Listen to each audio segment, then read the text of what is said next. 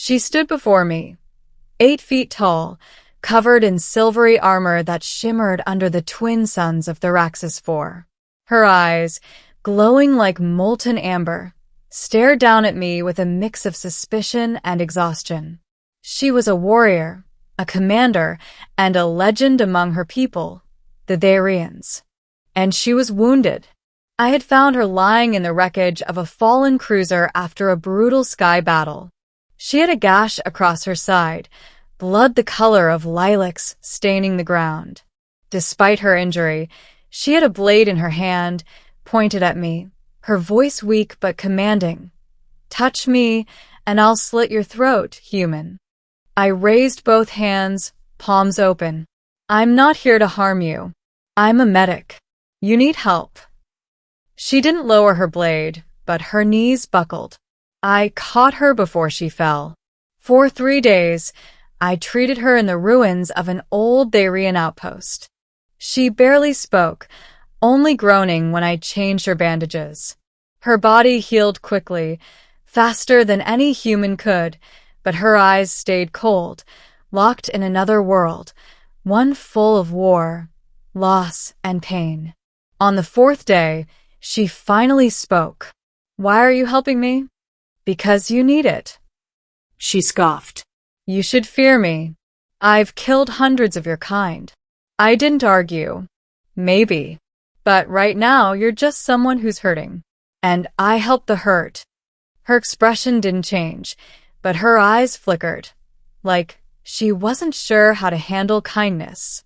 She told me her name was Kalyra, a name that carried weight in her culture, a name they sang in war hymns.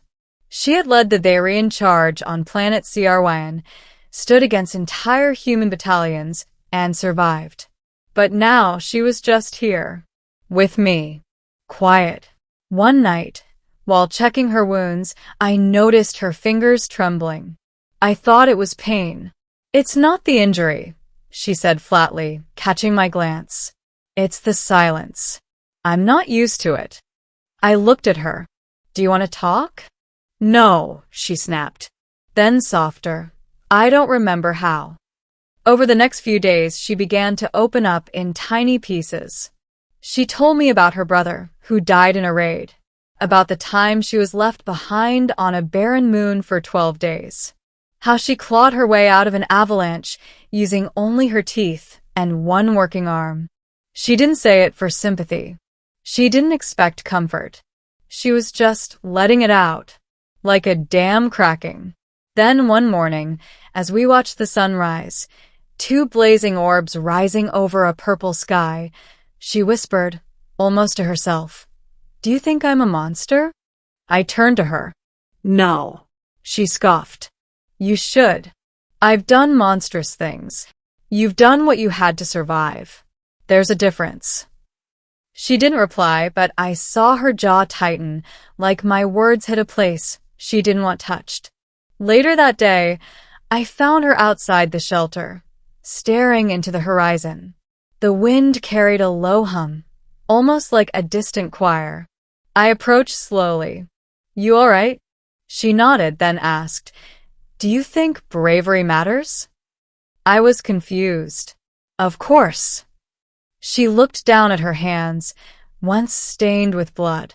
"My people say bravery is in victory, but I've lost more battles than I've won lately." I hesitated, then said softly, "Bravery is showing up even when you're broken. It's standing tall even when the world tells you to fall. And you're brave." She flinched. Her breathing hitched. "And beautiful," I added, almost without thinking. That's when it happened. Her face twisted. Not in anger, not in pride, but in something raw, something fragile.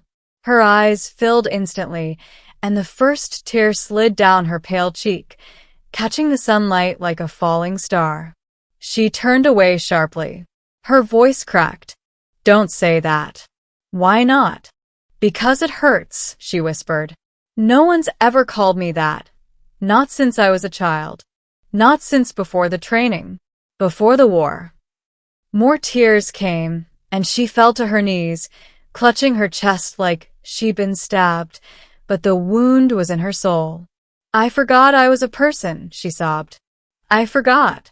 I knelt beside her, gently placing a hand on her shoulder. She leaned into me like a lost child, crying without restraint. Deep, shaking sobs that spoke of years of buried pain. All because of 2 words, brave and beautiful. She cried for nearly an hour. When the sobs finally quieted, she just sat there, staring at nothing. "I don't know who I am anymore," she admitted. I looked at her. "Then let's find out. Together." She blinked at me. "Why would you care?" "Because somewhere along the way, I stopped seeing you as an alien. I started seeing you as someone worth caring about." When help finally arrived and the human rescue team landed, Kalyra stood beside me. They raised their weapons at her instinctively, but I stood in front of her. "She's with me," I said. "She's not a threat."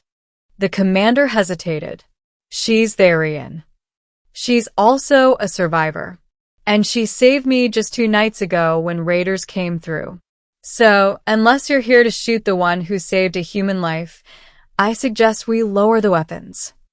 Reluctantly, they obeyed. Kalyra left with the Thae'rians later, when they retrieved her signal.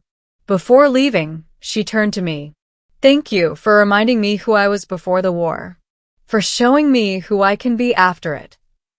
"You already are," I said. "Brave. Beautiful." This time she smiled, and it was real. No armor, no mask, just Kalyra.